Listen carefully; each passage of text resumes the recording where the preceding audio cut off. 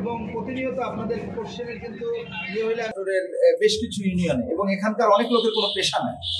তাই গোয়েন্দা সংস্থা, বেশ কয়েকটা গোয়েন্দা সংস্থা তারা অনেকদিন যাবত এটা নিয়ে কাজ করতেছিল, আমরাও কাজ করছি। তাই এরই ধারাবাহিকতায় আমরা গতকালকে গভীর রাতে প্রায় 2 শতাধিকের উপরে পুলিশ ফোর্স আমরা 2টা ইউনিয়ন ঘেরাও করে ফেলি।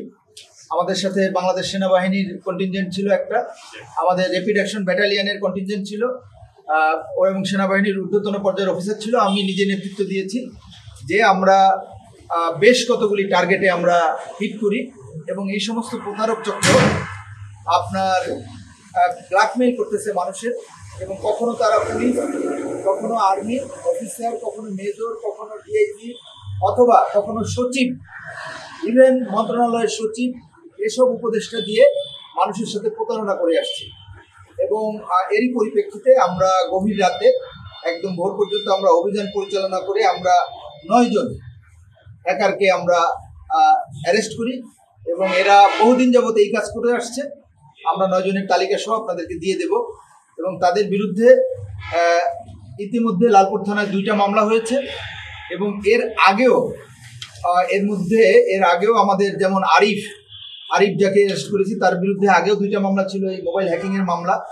রুবেল সর্দার, এই প্রতারণা, মোবাইল হ্যাকিং, ইমোর মাধ্যমে হ্যাকিং, মানুষের কাছ থেকে বিভিন্নভাবে টাকা নেওয়া, মানে তারা অনেকেই প্রতিদিনই 2-1,000 টাকা 3,000 টাকা করে ইনকাম করে, এটা তারা নিজেরাও বলেছে। রুবেল সর্দারের বিরুদ্ধে 4টা মামলা আছে, মারুফের বিরুদ্ধে 3টা মামলা আছে। আমরা এই বিষয়ে ঢাকা মেট্রোপলিটন পুলিশের ডিটেকটিভ ব্রাঞ্চকেও জানিয়েছি।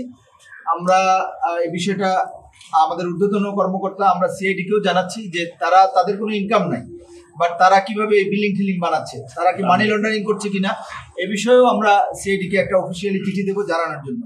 এবং সবচেয়ে ইন্টারেস্টিং বিষয় যে এরা অনেক মোবাইল ইউজ করে, আপনারা দেখতে পাচ্ছেন যে এখানে 35টা মোবাইল আছে। তা আমার মনে হয় যে আমরা যদি আরও মানুষের বাড়ি তল্লাশি করতে পারতাম।